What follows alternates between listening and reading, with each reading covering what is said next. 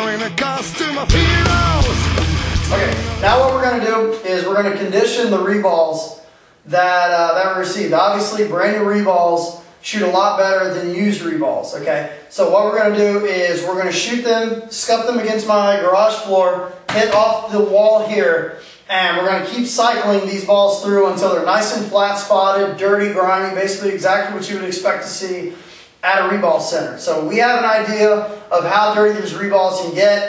We helped out Dynasty a few years ago when they were on the Family Value store. They had a reball exhibit there, and we saw how dirty reballs can get after a little bit of use. So these are all brand new reballs, so we're going to sit here and just keep shooting these, condition them, then afterwards we're going to step on them, put them in the bucket, jump up and down on them. We're going to try to make them as pancaked, flat, and dirty as what you would expect there, so we can try to get as true a test as possible. So I'm going to get out of the way here. Bobby's going to start shooting the DM9, and Kitty's just going to keep loading paint. You can just leave that open. Yeah. Now get out of the way. Ready? Ready.